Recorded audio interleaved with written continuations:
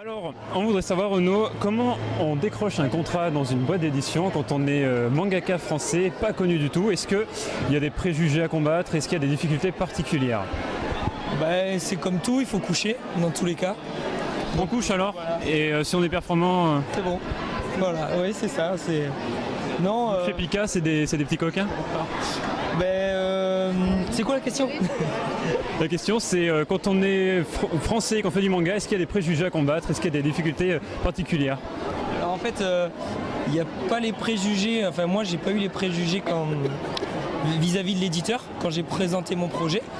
Donc je pense qu'ils étaient, c'était le moment. Tu vois, c'est pas, comment expliquer, c'est pas question... Il y avait un moment où ils se sont dit, tiens, et si on trouvait des petits Français qui fassent du manga pour que peut-être que plus tard, nous, on ait nos licences à exporter, tu vois. Donc ça, c'est arrivé, tu vois, moi j'ai signé en 2005, donc voilà. Il y a quelques éditeurs, dont Pika, qui pensaient ça, donc il n'y avait pas trop ce préjugé. Le préjugé d'un Français qui fait du manga, par contre, c'est une fois que ton tome 1 il sort.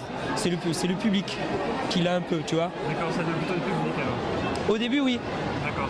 Au début, oui, parce que le public manga est assez... comment expliquer? Il est formaté à lire du japonais. Il est assez excessif dans tout, donc quand il aime, quand il déteste, tu vois.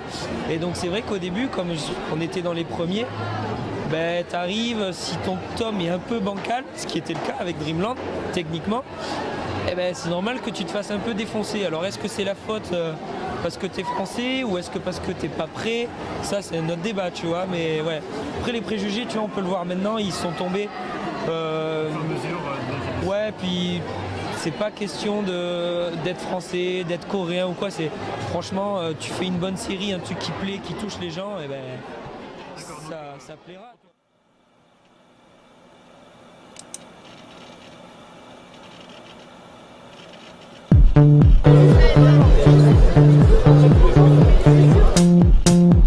Here we go.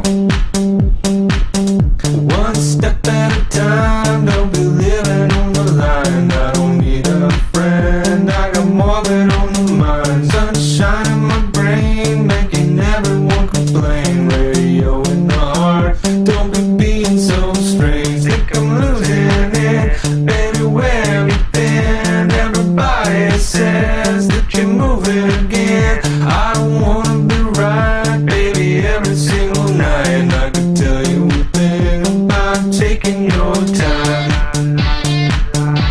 It's making me nervous, yeah.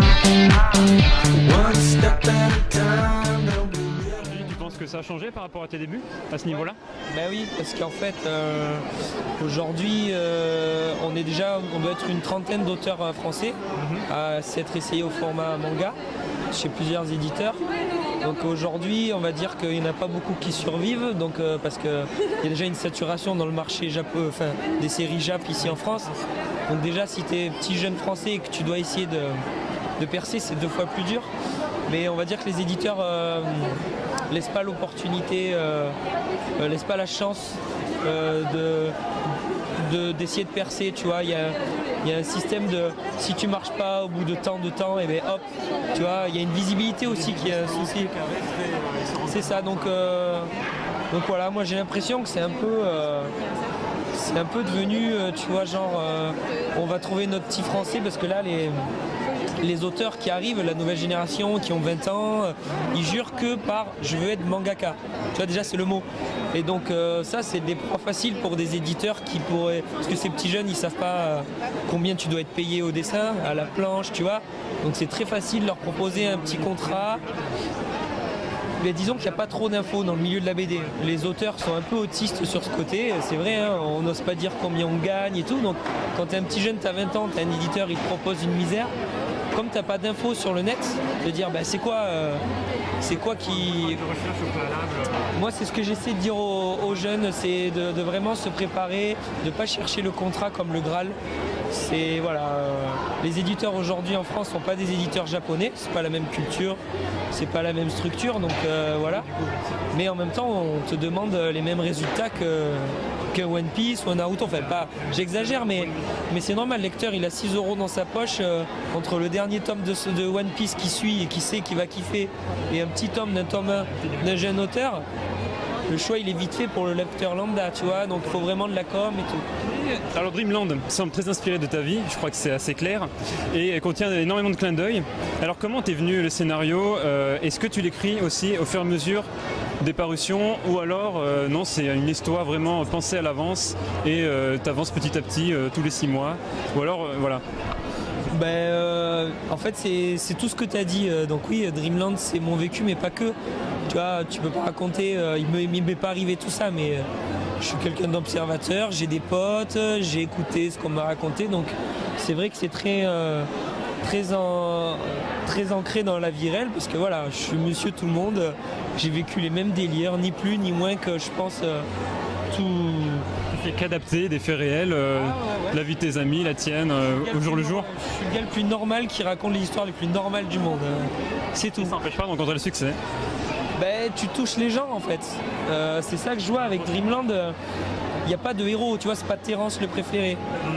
C'est là que je me rends compte que c'est cool, je pense avoir bien fait mon taf, c'est quand je viens en dédicace et qu'on me demande un peu tous les persos, donc tu te reconnais un peu dans tous, et c'est ça le but.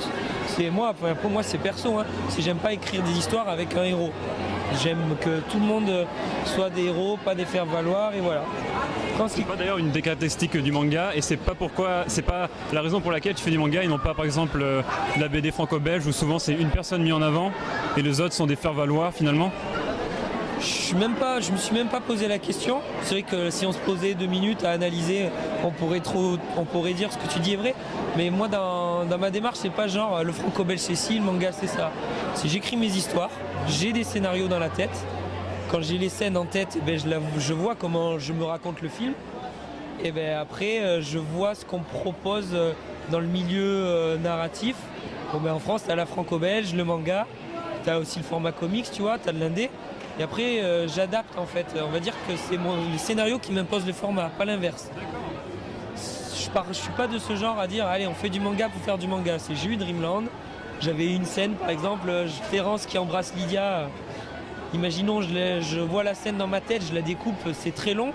Tu vois, imaginons ça dure 8 pages. Si je fais 8 pages en franco-belge où il y a 46 pages, c'est mort, le rythme, c'est pas ce que je recherche. Alors comme je lis de tout, comme j'ai toujours baigné dans tout, c'est vrai que la narration manga avec ses 200 pages, ça allait très bien.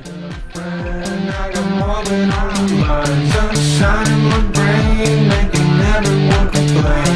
Radio in my heart, don't be being so strange. Think I'm losing it, baby, where have you been? Everybody says that you're moving again.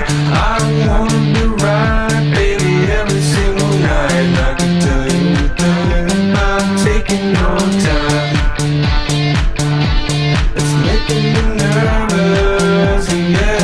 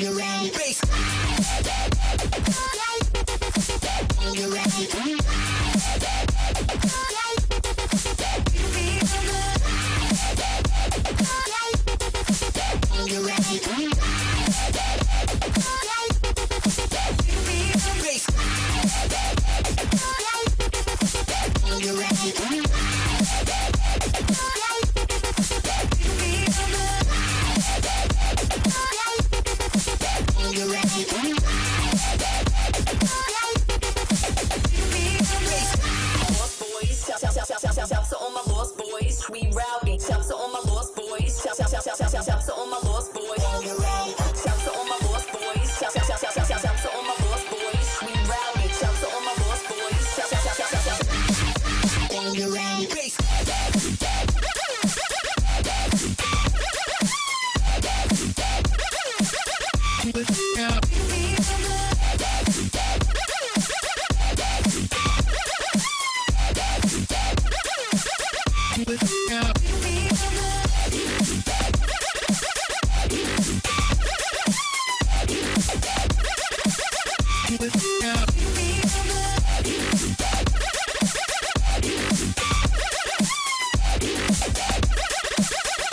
Yeah.